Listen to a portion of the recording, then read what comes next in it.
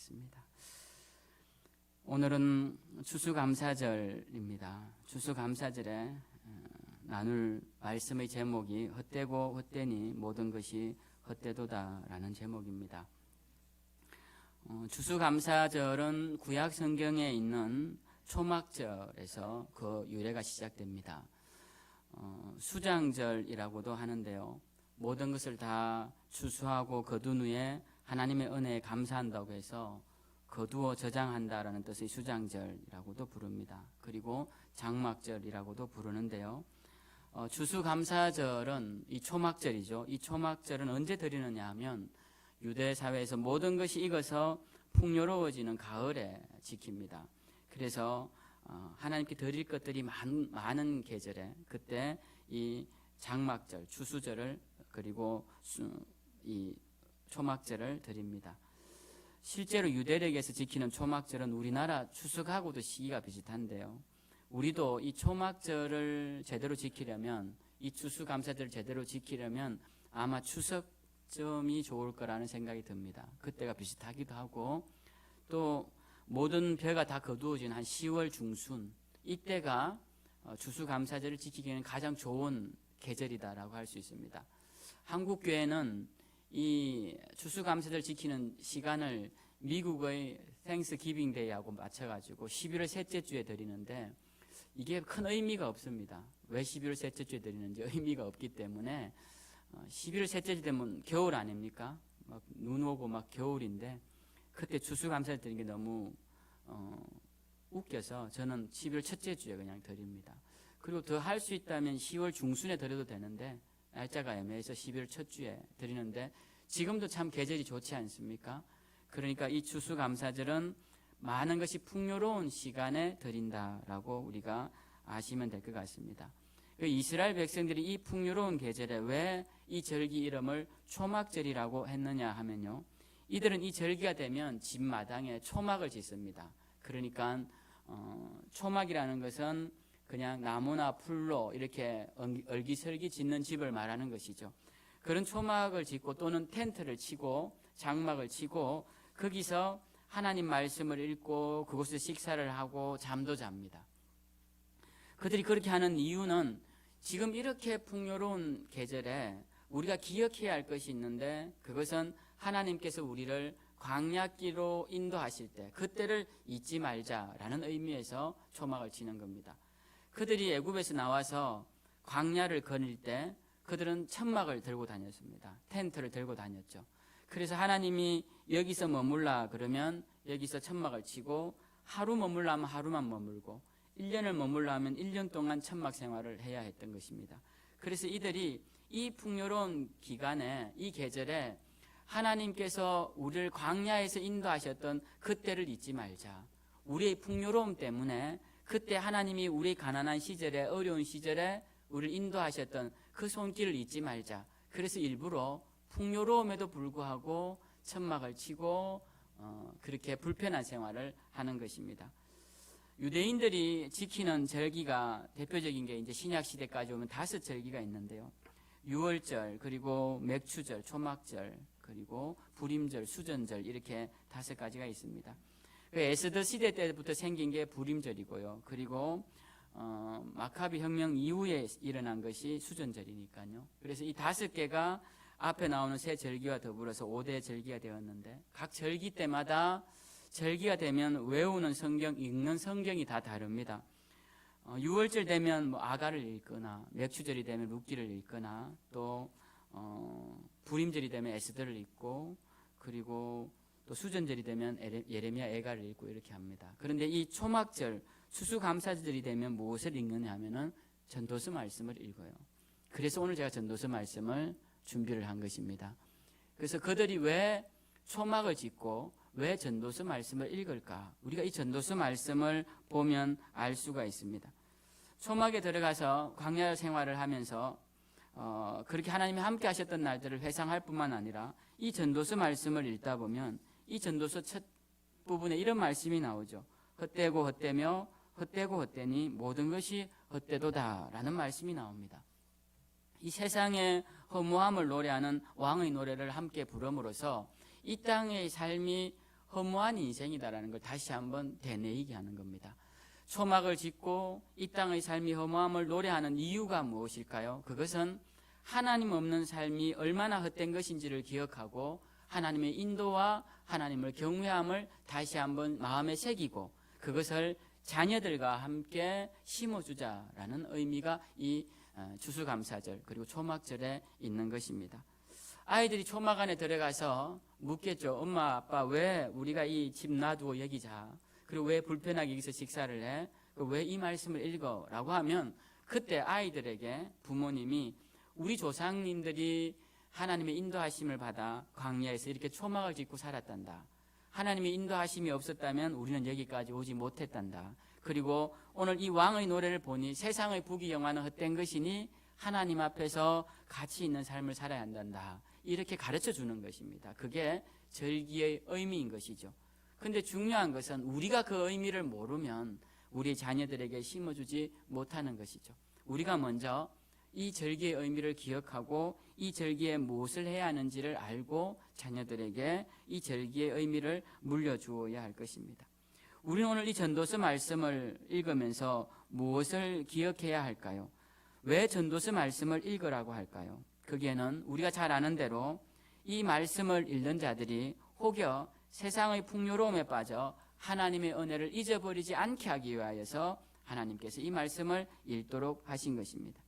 세상의 즐거움에 빠진 사람들은 주님의 일을 즐거워하지 않습니다. 교회에 나오는 것이 힘들고 교회에서 무슨 일 하는 것이 힘들어요. 왜? 내 마음이 세상 가운데 있기 때문에 그렇습니다. 그래서 많은 그리스도인들이 세상에 한 발, 그리고 교회에 한 발, 그리고 세상의 물질에 한 발, 그리고 주님의 한 발 이렇게 걸치고 살다가 세상 가운데 더 좋은 일이 있으면 그 나머지 한 발까지 빼서 세상 길로 나아가서 죄와 향락, 쾌락에 빠져 살게 되는 예전의 그리스도인들이 얼마나 많은지 모릅니다.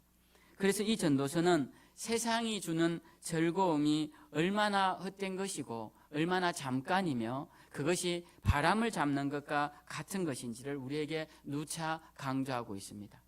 세상의 부귀영화를 다 누린 이 왕은 자기의 인생을 다 살아보고 난 뒤에 세상에서 무언가 가치 있는 일을 하려고 하는 행위를 잡을 수 없는 바람을 잡는 것과 같다라는 표현을 씁니다. 전도서 1장 14절에 보면 이런 고백을 합니다. 내가 해 아래서 행하는 모든 일을 보았노라. 보라, 모두 다 헛되어 바람을 잡으려는 것이로다. 해 아래서 행한 모든 일이 다 바람을 잡으려는 것이다라는 겁니다. 해 아래서 행한 일이라는 것은 나의 인간적인 모든 삶의 행동들이 지나놓고 보니 다 의미 없는 바람 잡는 그런 일과 같더라는 것이죠. 전도서 1장 17절에 보면 내가 다시 지혜를 알고자 하며 미친 것들과 미련한 것들을 알고자 하여 마음을 썼으나 이것도 바람을 잡으려는 것인 줄 깨달았도다. 이렇게 고백합니다. 그러니까 지혜를 알고자 하여 사람이 미치는 것은 왜 저렇고 사람이 미련한 것은 왜 저런가 그 이유가 무엇일까를 찾아봐도 그런 모든 지적 탐구들이 다 헛되어서 바람을 잡는 것과 같더라는 것입니다. 그리고 전도서 2장 17절에 보면 이러므로 내가 사는 것을 미워하였노니 해 아래 사는 일이 내게 괴로우며 모두 다 헛되어 바람을 잡으려는 것이기 때문이로다. 그래서 이 전도서를 쓴 왕은 인생에 하는 일이 바람과 같다라는 일, 바람을 잡으려는 일과 같다라는 고백을 여러 번 하고 있습니다. 오늘 우리가 이 감사절에 모였습니다. 여러분들도 삶의 성취가 다 있으실 것입니다. 그런데 그 성취를 통하여서 여러분 어떤 것을 느꼈습니까? 혹여 여러분들이 이룬 그 성취들이 지나놓고 보고 돌아놓고 보면 바람을 잡으려는 것과 같지 아니하였습니까? 지금 여러분들이 만약 성취하신 것들로 통해 행복하시다면 앞으로도 행복할까요? 우리의 인생의 마지막 순간 새벽처럼 다가올 죽음 앞에서도 우리의 삶이 의미 있었다고 말할 수 있는 그런 성취물들이 여러분들에게 있습니까? 전도서를 읽어보면 이 왕이 일평생 이룬 일이 굉장히 많았습니다. 책을 읽는 것도 하도 하다가 이제는 책을 짓는 일도 하도 하다가 이제 짓는 것도 지치고 힘들어서 이 모든 일이 다 헛되고 세상에 누려보지 못한 쾌락이 없고 먹고 싶은 거, 보고 싶은 거, 만지고 싶은 거 다 어느 것 하나 해보지 못한 일이 없지만 지나놓고 보니 다 헛되고 헛되며 헛되고 헛되니 헛되도다라고 고백하고 있습니다. 근데 이 사실을 알고 있는 우리들의 삶은 어떻습니까? 우리들도 지금 이 헛된 것들, 바람을 잡는 것과 같은 일에 빠져서 그것을 목표로 삼아 살아가고 있지 않습니까? 추수감사절에 많은 것이 풍요로워지는 계절에 꼭 추수감사절이 아니더라도 내 삶에 풍요가 넘쳐나는 시간에 내가 너무 잘 나갈 때, 세상적으로 이름이 알려질 때, 많은 사람들이 나의 이름을 존중히 여기고 존경할 때, 그때 혹시 여러분 그것이 삶의 의미이고 가치라고 생각하고 사시지는 않으셨습니까? 이것은 다 헛되고 헛된 것이라고 말했던 이 왕의 노래를 잊어버리고 살지는 않으셨냐라는 겁니다. 이 왕은 전도서 맨 마지막에 이런 결론을 내립니다. 12장 13절에 보면 일의 결국을 다 들었으니, 12장 이야기까지 많은 이야기를 합니다. 그리고 일의 결국을 다 들었으니 이제 너희는 무엇을 해야 하느냐, 내가 결론을 알려줄게 라고 말합니다. 그 결론이 무엇이냐? 하나님을 경외하고 그의 명령들을 지켜야 할 것이다. 이것이 사람의 본분이니라. 하나님은 모든 행위와 모든 은밀한 일을 선악간에 심판하시리라. 그러니까 이 말씀은 하나님 없는 것처럼 살지 말고, 하나님이 언젠가 너희 삶을 모든 것 위에 올려놓고 판단하실 때가 올 터이니 그때를 생각하면서 하나님을 경외하고 하나님 말씀을 지키며 사는 것이 사람의 본분이요, 사람의 가치는 이 본분을 다할 때 생겨나는 것이라고 말씀하고 있습니다. 여러분, 우리는 일의 결국을 다 들었습니다. 일의 결국을 듣는다는 것은 참 중요한 것이죠. 마치 이런 것과 같은 것입니다. 우리가 길을 가는데 한 번도 가보지 못한 길을 가는 것입니다. 이 길의 끝에 무엇이 있는지 잘 모르고 내가 목적하는 바가 이 길이 바른 길인지를 잘 모르고 걸어가는 그 길과 누군가가 이 길의 끝을 알려주고 길의 방향을 알려주어서 인도자가 있어서 그를 따라가는 것과는 하늘과 땅 차이죠. 오늘 전도서 기자가 전도서를 기록한 왕이 일의 결국을 알려주었다는 것은 우리의 길의 결과를 알려주고 길의 끝을 알려준다는 말입니다. 길의 목적지를 알려주었으니 우리는 이제 그 길을 따라 걸어가면 되는 것입니다. 그 길을 따라 걸어가는 그 결론의 길이 무엇이냐? 사람의 본분, 즉 하나님을 경외하는 것이다 라는 겁니다. 인생이 헛되지 않으려면 어떻게 해야 할까요? 이제는 알게 되었습니다.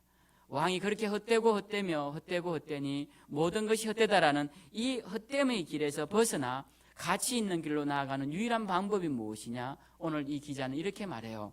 하나님을 경외하는 것이다. 그래서 우리는 하나님을 경외하는 자들이 되어야 됩니다. 아브라함이 하나님 앞에서 경외하는 삶을 얼마나 살았습니까? 기도의 기간에 아브라함이 쌓은 5개의 제단을 말씀드렸죠. 그가 하나님의 부름을 받고 가나안 땅에 도착해서 세겜 땅에서 세겜 제단을 쌓고, 그 다음에 또 부엘세바 제단도 쌓고 헤브론 제단도 쌓고, 그렇게 제단을 쌓다가 마지막에 그가 쌓은 제단이 이 모리아 산에서 그의 독자를 드리는 제단이었습니다. 그는 이 제단에서 이제 독자 이삭을 묶어놓고 칼을 들고 그의 심장에 칼을 꽂으려고 할 때 하나님께서 아브라함의 이름을 부르시며 그의 칼든 손을 막으시며 다급하게 이런 말씀을 하십니다. 내가 이제 네가 나를 경외하는 줄 알았노라. 그러니까 하나님께서 이 이삭을 드리려는 아브라함을 막으시며 하신 말씀은 네가 이제서야 나를 경외하는 줄 알았노라 라고 하셨다는 겁니다. 그런데 과연 아브라함의 삶이 이때 경외한 삶이었습니까? 그는 갈대아 우르에 보장된 삶을 버리고 하나님이 가라고 하신 그 이름도 알 수 없는 미지의 곳으로 출발을 합니다. 갈 바를 알지 못하고 출발했다고 되어 있습니다. 그리고 하나님이 가라고 하시는 그 길을 따라 가봤더니 북쪽으로 갔더니 그 길이 아니라고 남쪽으로 내려오라 해서 그 긴 길을 수년을 돌아서 결국 그 가나안 땅에 돌아왔습니다. 그만큼 돌아온 것만 봐도 이 아브라함은 하나님을 경외하는 자였습니다. 그 알지도 못하는 길, 부모님의 품을 떠나고 자기의 일가를 떠나고 그 낯설은 땅에 출발하고 그게 도착한 아브라함이 경외했음에도 불구하고 하나님은 거기서 멈추지 않으시고 그의 제단 쌓는 것을 보시고도 그를 경외한다고 하시지 않으시고 마지막에 그의 아들 이삭을 드릴 때 그때서야 네가 이제 나를 정말 경외하는구나 라고 말씀하셨다라는 것입니다. 이 말씀을 하시고 드디어 하나님께서 이삭 대신 다른 제물을 하나 예비해 두시죠. 그래서 하나님이 예비해 두셨다라고 해서 이때부터 여호와 이레, 이레의 하나님이라고, 이 하나님의 이름입니다. 하나님을 부를 때 부르는 이름이에요. 이제 아브라함에게는 이레의 하나님으로 불리워지게 되었다라는 것입니다. 우리는 이 이레의 하나님 많이 알죠. 여호와 이레의 하나님 많이 압니다. 그런데 이 여호와 이레, 하나님이 내 삶을 준비해 주시고 내 미래를 준비해 주실 것이다, 그렇게 말은 잘하지만 이 이레라는 이름이 언제 나왔는지 어떻게 나왔는지에 대해서는 잘 모릅니다. 여호와 이레는 아브라함이 이삭을 바칠 때 그 이후에 나온 이름이 이레라는 것입니다.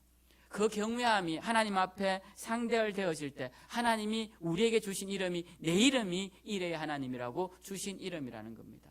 그러니 적어도 우리가 하나님을 이레의 하나님이라고 부르려면 우리에게도 하나님을 경외하는 모습들이 나타나야 한다는 것입니다. 그 경외함이 없이는 하나님을 기쁘시게 할 수 없고 하나님의 이레의 역사를 우리는 체험할 수 없다라는 것입니다. 하나님은 우리에게 경외하는 자가 되기를 바라십니다. 그리고 이 오늘 읽은 솔로몬의 전도서에도 하나님을 경외하고 그 명령을 지키는 것이 사람의 본분이요 의미라고 우리에게 가르쳐주고 있습니다. 그래서 저는 이번 추수감사절에 이 절기 예배 때 우리가 다시 한번 여호와를 경외해야겠다라는 마음을 다짐해야 합니다. 내가 하나님 앞에 나의 마음을 드리고 내 하나님을 경외하는 모습을 보여드리고 하나님으로부터 확증을 받아야겠다, 그런 마음들이 우리 가운데 있어야 한다는 것이죠. 저는 이번 너전비 기도회 기간에 5가지 회복에 대한 말씀을 드렸습니다. 그런데 이런 회복의 말씀은 결국 우리를 하나님을 경외하게 만드는 데 필요한 말씀입니다. 우리가 하나님을 경외하기 위해서 예배가 회복되고 하나님을 경외하기 위해서 기도가 회복되고 언어가 회복되고 소망이 회복되어야 하고 사명이 회복되는 것입니다. 그래서 제가 이 말씀을 통하여서 하나님을 경외하게 되어야 되겠다, 우리 모두가 하나님을 더 경외하는 자들이 되어야 되겠다, 그러기 위해서 우리의 삶의 모습들이, 예배의 모습들이 달라져야 하는데, 저는 이번 추수감사절을 준비하면서 달라진 우리 성도님들의 모습을 발견했습니다. 많은 일들이 있죠. 뭔가 하나가 준비되기 위해서는 항상 많은 일들이 필요합니다. 그 많은 일들을 우리 성도님들이 소리 없이 그리고 불평 없이 앞서서 이렇게 하시는 모습을 보면서 기도회 기간에 우리 성도님들이 많은 은혜를 받으셨구나, 삶의 변화, 신앙의 변화가 일어났구나라는 생각을 하게 되었습니다. 그런데 무엇보다 이 기도를 통하여서 가장 큰 은혜를 받은 사람은 제가 아닌가 생각해 봅니다. 이번 기도회를 하면서 다른 그 어느 기도회 때보다 제 육체적인 힘은 더 많이 쏟고 더 힘들었습니다. 그렇지만 이 기도회가 제겐 큰 힘이 되었습니다. 제가 첫날 녹음을 하시는지도 몰랐는데 녹음을 해서 나중에 주셨더라고요. 보니 그래서 올려라고 해서 올렸는데 말씀방에 첫날 설교를 30분을 했더라고요. 기도회 설교를 30분을 했으니 기도까지 하면 보통 한 50분 이렇게 걸리죠. 그러니까 매일 해야 되는 설교니까 사실 30분 설교를 하는 것도 짧지는 않은 설교입니다. 원고 설교를 하다 보니까. 근데 그 다음날 설교를 보니까 58분인가를 또 설교를 했어요. 그 다음날 보니까 1시간 10분을 설교를 했습니다. 설교를 이렇게 왜 이렇게 길게 했을까 생각해 보면 제가 그 말씀의 은혜를 받고 설교가 1시간 10분 하면 반복되는 메시지가 얼마나 많겠습니까? 그러니까 여러분들에게 했던 말을 또 하고 했던 말을 또 하고, 이 했던 말을 또 하는 것이 굉장히 힘듭니다. 여러분 한번 해보십시오. 듣지 않는 사람에게 계속 했던 말을 한 2번쯤 하다 보면 자식이면 아마 주먹이 나갈 것 같아요. 했던 말을 계속 하다 보면. 근데 했던 말을 하고 했던 말을 하고 막 이렇게 계속 합니다. 그렇게 해서 길어진 거예요, 설교가. 그 했던 말을 자꾸 한다는 것은 여러분들을 향한 간절한 마음이 있었다는 것이죠. 마지막 날은 제가 기도 다 하고 안수 받을 분들 남아 계시라 했더니 거의 다 남아 계셔가지고 안수를 하고 났더니 제 온몸이 다 젖고 옷이 다 젖어서 제 안에서 옷을 벗고 한동안 있다가 올라가서 씻었습니다. 그 다음날 토요일이죠. 어제입니다. 어제 일어났는데도 하나님이 힘주셔서 또 거뜬하게 일어나게 되고 오늘 추수감사절 준비하는데 불판 닦고 불판 제가 많이 닦았죠. 집사님. 우리 이건성 집사하고 저하고 둘이서 이 그라인더로 불판도 닦고 내일 주일 설교 준비해야 되는데 그리고 4일 동안 5일 동안 설교 준비하느라고 맥을 다 섰는데 또 저는 불판도 닦았습니다. 여러분 오늘 맛있게 드시고 가셔야 되는데요. 근데 토요일이 되면 굉장히 마음이 불편해요. 예민해지고 내일 주일 때문에 뭐 아무것도 안 해도 항상 시간이 이렇게 빨리 지나가는 것 같고 근데 어제는 너무 기쁘고 감사하더라고요. 하나님이 나에게 힘을 주시니까 내가 무슨 일이든지 할 수 있을 것 같고 내일이 와도 두렵지 않은 마음이 생깁니다. 그것이 바로 하나님이 주신 은혜인데요. 목도 많이 아프고 둘째 날은 소리 지르고 나니까 목에 피도 나더라고요. 근데 셋째 날, 넷째 날부터는 그렇게 나지도 않고 목도 안 아프고 그렇게 설교도 하고 기도도 했습니다. 너무 기쁘고 좋은 시간이었어요. 저는 이번 기도회를 통해서 제가 받은 가장 큰 은혜는 담대함인 것 같습니다. 담대함. 우리가 은혜를 받았다라고 하면 분명히 우리 삶에 무언가 달라지는 표시가 있어야 합니다. 은혜라는 것은.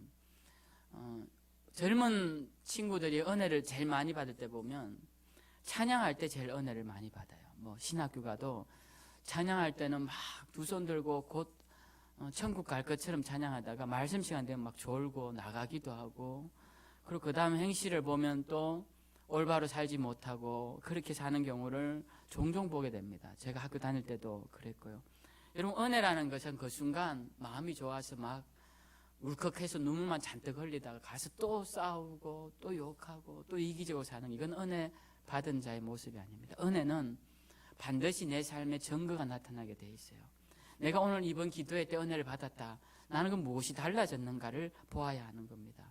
저는 이번 기도를 통하여서 제 마음이 담대해진 것 같아요. 저는 제 마음이 늘 담대하다는 생각을 했습니다. 원래 겁이 잘 없는 성격이고요.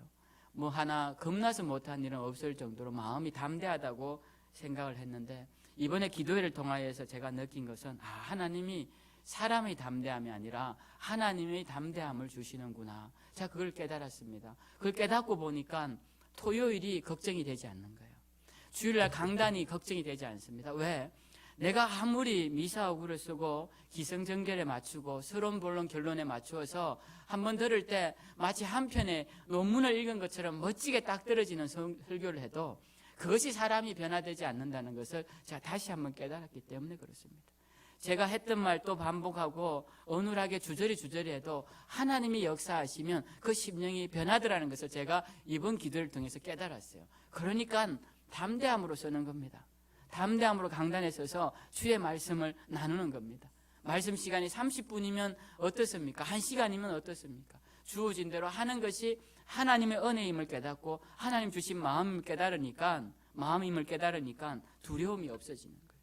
그래서 제가 어제 불판도 다 닦고 먹기 전에 닦고 먹고 난 뒤에도 닦았습니다. 그리고 다 덮어놓고 이제 여러분들은 구워 드시기만 하면 돼요. 그 정리 안 해놓고 가시면 제가 또 정리하면 됩니다. 정리하면 되니까 드시고 가시면 됩니다. 제 마음에 기쁨과 즐거움, 담대함이 생기는 것이요. 여러분 기도를 통해서 어떤 권사님이 그러시더라고요. 목사님 너무 행복했습니다. 5일 동안 너무 행복했습니다. 저는 그 말이 제 마음에 쏙 들어오더라고요. 정말 이분이 그렇게 행복했구나. 기도회를 통하여서. 여러분 만약에 기도회를 통하여서 은혜를 받았다. 그렇다면 분명히 여러분의 삶에 변화된 삶의 모습이 있을 것입니다. 내 언어가 달라졌거나 사람을 대한 태도가 달라졌거나 세상을 바라본 눈이 달라졌거나 아침에 적어도 일어나는 기상시간에도 달라졌거나 무언가 분명히 우리에게 달라진 증거들이 있을 것이라는 겁니다. 저는 여러분의 이번 기도를 통하여서 저와 함께 은혜를 누리기를 원합니다. 그 은혜의 증거들을 누리기를 바라요. 우리 교회가 15주년입니다. 15주년인데요. 이제 12월 첫 주 되면 15주년입니다. 15주년은 특별한 은혜가 있죠. 제가 전에 말씀드렸지만 개척을 한 개척 목사는 15년이 되면 원로 목사 자격을 교단에서 줍니다. 제가 요청하면 그날 오셔서 지방에서 패도 줄 테인데 뭐 그런 걸 해야 되나 말하나 지금 또 고민인데요. 그런 것도 있고 또 우리 교회적으로도 15주년이라는 것은 굉장히 의미가 있죠. 어디 회사도 15년 다니면 근속상을 줍니다. 그죠? 15년 다니면. 우리 교회가 이제 15주년이 되면서 저는 드는 생각이 새롭게 개척을 한다라는 생각이 듭니다. 이제 2021년도 12월부터는 우리 교회가 2006년 12월에 개척한 것이 아니라 2015년 12월에 2021년 12월에 다시 개척이 된다라는 마음으로 시작을 하기를 바라요. 그래서 여러분 이제 2021년 12월부터는 저와 새롭게 개척하는 개척 원년 멤버가 되는 겁니다. 우리가 이렇게 개척을 한다고 한번 생각해 보십시오. 전에도 말씀드렸지만 처음 우리가 개척할 때는 3천만 원을 줘서 3천에 30만 원짜리 월세에 시작을 했습니다. 그땐 참 우리 교회가 어려워서 저 개인적으로 받은 것도 다 드리고 형제들한테 전화해서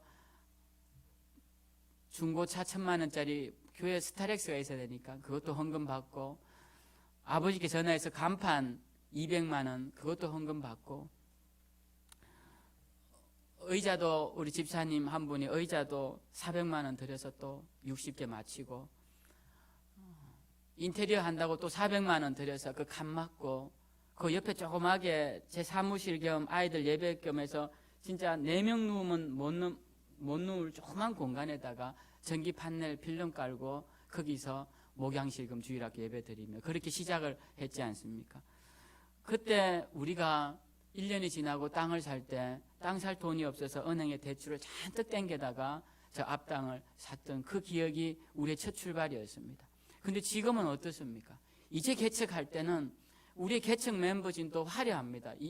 이보다 더 화려할 수 있습니까? 정말 신실한 주의 일꾼들 모여서 주님 앞에 기도하고 주님 이름만 불러도 가슴 가득 눈물 지을 수 있는 그런 신실한 일꾼들이 가득하고 그리고 이 하드웨어도 갖추어 주시고 주차할 수 있는 주차장 땅, 목사가 살 집도 주시고 교육관, 식당 없는 것 없이 이렇게 다 주셨어요. 그리고 빚도 이제 점차 정리되어서 우리 재정 수준에서는 아무 어렵지 않은 수준으로 재정이 이 코로나 시대도 잘 이끌고 왔습니다. 저는 이제 2021년도 15주년이 아닌 첫 시작점은 굉장히 큰 발걸음을 내디딜 수 있다고 생각해요. 제가 우리 교회를 위해 기도하면서 15년 동안 어떤 생각이 드냐면 하나님께서 그 닭이 병아리를 이렇게 품으신 같이 늘 이렇게 품에 안으셨다는 생각을 합니다. 그러니까 아무것도 못하는 거죠. 우리는 그냥 품에 안에 있으니까 뭐 하는 겁니까? 그냥 자라는 겁니다. 그냥 털이 자라고 다리가 자라고 부리가 자라고 날개가 힘을 얻는 거예요. 그래서 이제 15주년을 우리가 그렇게 자랐습니다. 그럼 이제 어떻게 해야 합니까? 그 어미의 날개품에서 나와야 하는 거죠. 나와서 우리가 독수리라면 높은 곳에 올라가서 그 날개를 펴고 하늘을 비상해야 할 것이고요. 우리가 우리에 맞는 그런 성체의 모습을 가져야 하는 것입니다. 저는 15주년이 그러한 해가 되어야 한다고 생각하고요. 기도회 때도 늘 말씀드렸지만 교회만 그렇게 되는 게 아닙니다.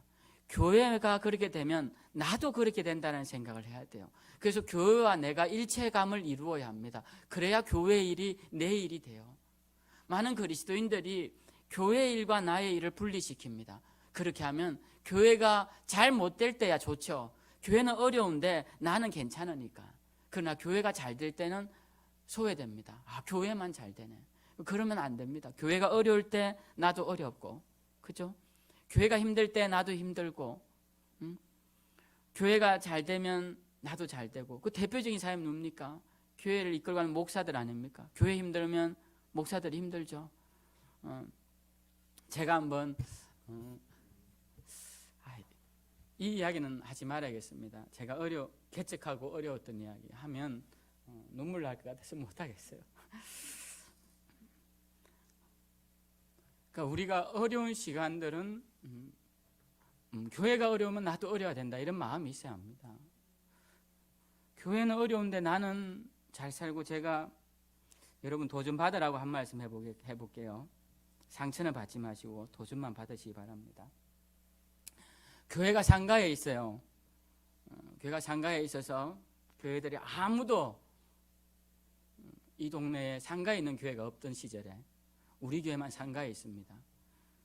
근데 우리 교인들은 자가 집에 있어요. 다 집에. 저도 집에 있었죠. 양수리 집을. 3년 뒤에 집 팔아서 반턴 헌금하고 저 집에 들어와서 반턴 전세금 주고 저 집에 살았습니다. 저는 그때 마음이 어떠냐면은, 우리 성도님들께도 전에 한번 말씀드렸겠지만, 하나님의 교회는 상가에 있고 우리 성도님들은 좋은 집에 사시는데, 제 마음에 드는 생각은 저분 중에 한 분만 헌신하면 교회가 집을 사겠네 이런 생각이 들더라고요. 그때는 그랬습니다.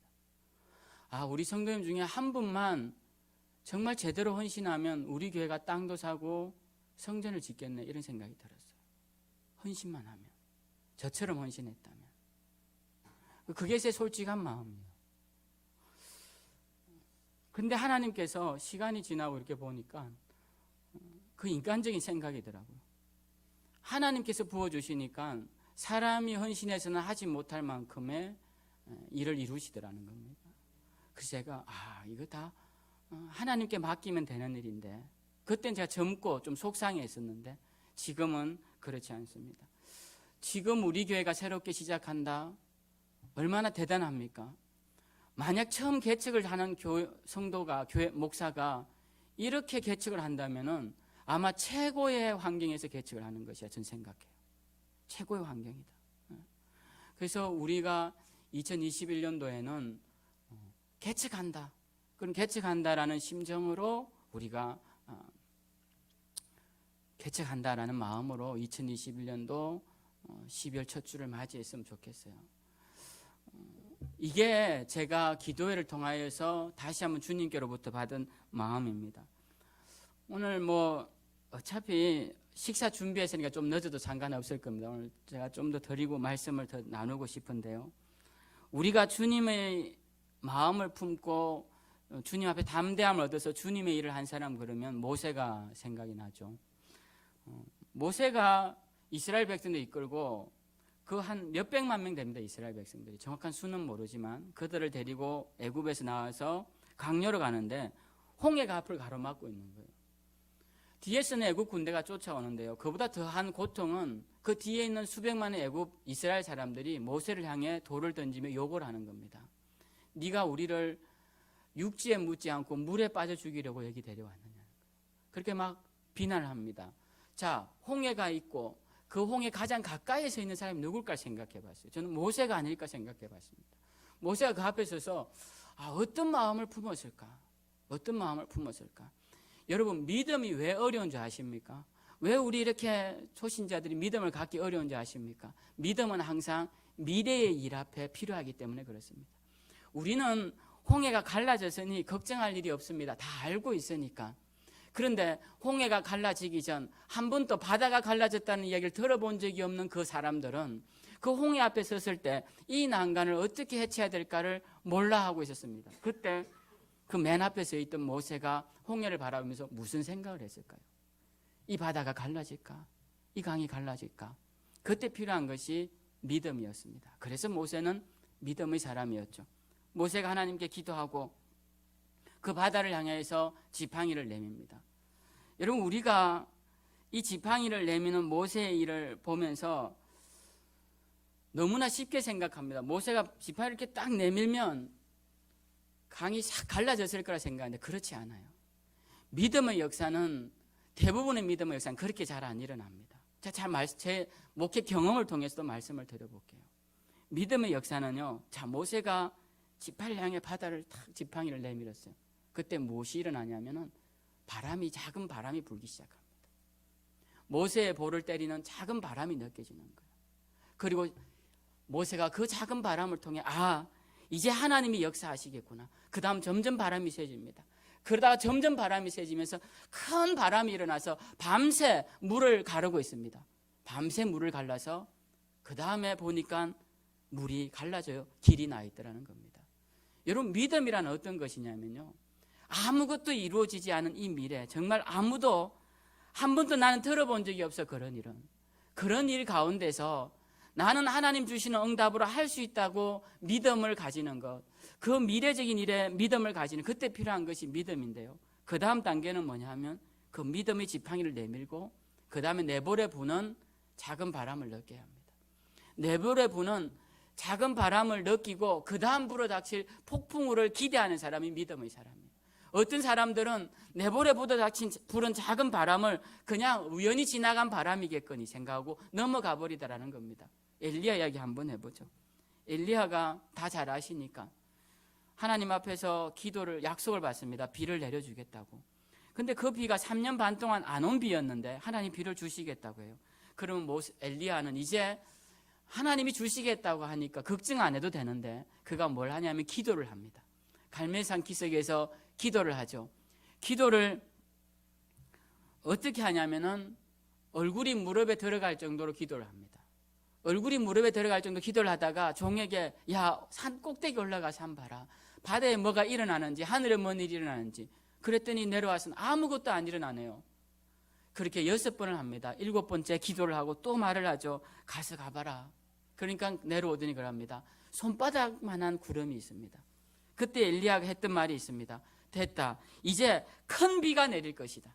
큰 비가 내릴 것이니 우리가 이 산을 내려가지 못할 정도가 되니 이제 빨리 내려가자. 이렇게 말을 했다는 거예요. 여러분, 이 말을 들은 사람들이 어떤 생각이 들었을까요? 3년 반이 비가 안 왔습니다. 지금도 해가 쨍쨍하게 내리쬐고 있어요. 하늘에 손바닥만한 구름이 또 올랐다고 해서 큰 비의 소리를 들을 수 있습니까? 엘리야는 이렇게 말합니다. 내 귀에 큰 비의 소리가 들린다. 손바닥만한 구름을 보고 큰 비의 소리를 들을 수 있는 게 믿음이에요. 여러분, 이 비라는 것, 이 홍해가 갈라진다는 것은 단기간에 일어나는 일이 아닙니다. 이 믿음이라는 것, 엘리야가 7번을 기도할 동안 얼마나 많은 시간이 지났겠습니까? 잠깐 기도하고 올라가라 했겠어요? 그가 얼굴을 땅에 묻고 얼마나 간절히 기도하다가, 야, 이제 한번 올라가 봐. 내가 이렇게 기도했는데 하면 시간이 얼마나 지났겠냐는 겁니다. 그러니까 믿음의 역사라는 것은 내볼에 있는 작은 바람을 느끼는 것이고요, 저 손바닥만한 작은 구름을 보는 것이 믿음의 능력이라는 겁니다. 우리 교회가 어떻습니까? 저는 우리 교회 성도님들이 여러분 볼에 부는 작은 바람을 느꼈으면 좋겠어요. 지금 나에게 불어주신 이 작은 바람은 하나님께서 내 삶을 통째로 바꿀 폭풍우와 같은 바람이다라고 그런 믿음으로 느껴야 한다는 겁니다. 내 눈에 보이는 작은 구름은 하나님께서 나에게 큰 은혜의 비를 내려주신 징조라는 것을 믿고 바라보아야 한다는 것이, 그게 우리의 믿음이 되어야 한다는 것입니다.